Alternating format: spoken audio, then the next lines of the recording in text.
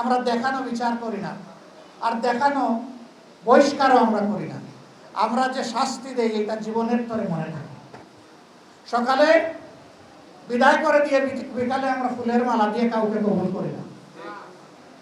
ওবায়দুল কাদের সাহেব দফায় দফায় বলছিলেন, আওয়ামী লীগ যদি ক্ষমতার থেকে সরে যায় তাহলে ক্ষমতা হারানোর 2 দিনের মাথায় আওয়ামী লীগের 5 লক্ষ কর্মীকে খুন করা হবে, হত্যা করা হবে।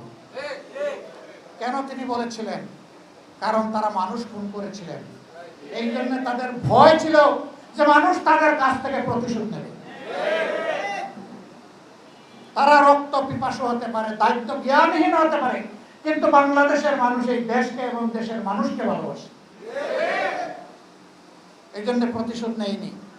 কিন্তু যারা ক্ষতিগ্রস্ত, নিহতদের পরিবার এবং যারা আহত, তারা যদি ন্যায় বিচার পেতে চায় অবশ্যই সেই বিচার পাওয়ার অধিকার তাদের আছে। আমরা সেই বিচারের জন্য তাদের পাশে দাঁড়িয়ে লড়াই করব ন্যায় বিচার পাওয়ার জন্য। কিন্তু কেউ আমরা আইন হাতে তুলে নেব না। আবার কারণ আমি মিথ্যা মামলাও দেব না, যে মৌসুম পেয়েছে এখন ইচ্ছা মতো মিথ্যা মামলা শত শত দিয়ে এখন মামলা বাণিজ্য করে কিছু কামাই করে নেই, না, এ কাজও আমরা করবো না, এটাও হারাম। কিন্তু আপনারা সাক্ষী, গত বছরের 5 আগস্ট রাতের বেলায় আমরা বলেছি, প্রিয় সহকর্মীবৃন্দ, অতীতের সমস্ত কষ্ট এখন পায়ের তলায় ফেলে দেন। কেউ কারো উপর কোনো প্রতিশোধ নেবেন না। ধৈর্য ধরুন, আল্লাহর শুকরিয়া আদায় করুন এবং দেশকে শৃঙ্খলায় ফিরিয়ে আনতে একজন দায়িত্বশীল নাগরিক হিসাবে দায়িত্ব পালন করুন। প্রায় 3.5 কোটি মানুষের প্রিয় এই সংগঠন বাংলাদেশ জামাত ইসলামী, আমরা চেষ্টা করেছি আমাদের ডানার নিচে আমাদের লোকগুলাকে হেফাজতে রাখতে, তাদের চোখ যাতে কারো সম্পদ, কারো ইজ্জত এবং কাদের জীবনের উপর না পড়ে। এরপরে কেউ এর ব্যতিক্রম করলে আমরা তাকে ছাড় দেই নাই। এদেশের মানুষ দফায় দফায় সবাইকে দেখেছে। সব আদর্শ, ব্যক্তির আদর্শ, দলের আদর্শ, সব পরীক্ষা নিরীক্ষা শেষ। একটা জায়গায় পরীক্ষা বাকি আছে, সেটা হলো আল্লাহ দেওয়া কোরআনের আদর্শ। আমরা বিশ্বাস করি এবং এটাই সত্য কথা।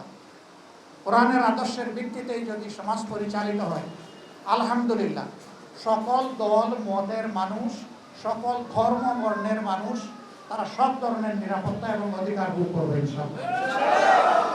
এই অধিকার নিশ্চিত করার জন্য আমাদের 3 দফা অঙ্গীকার। নাম্বার 1, এই দেশের গুণে ধরা শিক্ষা ব্যবস্থাকে ইনশাআল্লাহ আমরা পাল্টে দিতে চাই।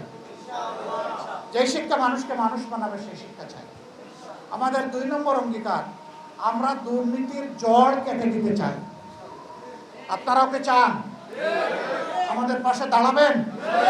সমাজকে নিয়ে দাঁড়াবেন? ইনশাআল্লাহ আমরা দুর্নীতি সবাই মিলে নির্মূল করতে পারবো ইনশাআল্লাহ। আমাদের 3 নম্বর অঙ্গীকার, সমাজের সব জায়গায় সামাজিক ন্যায় বিচার প্রতিষ্ঠা করতে হবে। তাহলে আর রাস্তাঘাটে নেমে কাউকে অধিকারের জন্য আন্দোলন করতে হবে না। যার অধিকার সে ঘরে বসে সম্মানের সাথে পাবে ইনশাআল্লাহ। আমাদের সন্তানেরা সুশিক্ষা নিয়ে বড় হবে, দেশ গড়ার কারিগর হবে, এই দেশকে মর্যাদার আসনে তারা উপনীত করবে। আমরা এমন একটি দেশ, শান্তির দেশ, এমন একটি দেশ, ভালোবাসার দেশ, এমন একটি দেশ, মানবিক বাংলাদেশ, এই দেশবাসীকে আমরা উপহার দিতে চাই। আল্লাহ যেন আমাদেরকে তৌফিক দান করেন। আপনারা কষ্ট করে এসেছেন, আমাদের কথাগুলো শুনেছেন, এখানেই যেন শেষ না হয়। সবাই মিলে এখান থেকে আমাদের নতুন আন্দোলনের সূচনা হোক। এই 3 দফার ভিত্তিতে আমাদের একটি উন্নত ভালো শিক্ষা, আমাদের জড় কাটা, নির্মূল করা অভিযান, দুর্নীতির বিরুদ্ধে এবং সমাজের সর্বক্ষেত্রে সবার জন্য ন্যায় বিচার প্রতিষ্ঠা করা। আল্লাহ তাআলা আমাদেরকে তৌফিক দান করুন। সময় আপনারা যা দিলেন আমরা কৃতজ্ঞ। আমি সুস্থতা পুরোপুরি এখনো ফিরে পাইনি, শারীরিক দুর্বলতা এখনো রয়ে গিয়েছে। আমার কণ্ঠে কমজোরি আপনারা অনুভব করছেন। দোয়া করেন আল্লাহ যতদিন হায়াত দিবেন মানুষের জন্য যেন আমরা লড়াই করে যেতে পারি। কথা দিচ্ছি ইনশাআল্লাহ মানুষের মুক্তি অর্জন না হওয়া পর্যন্ত কেউ আমাদেরকে থামাতে পারবে না।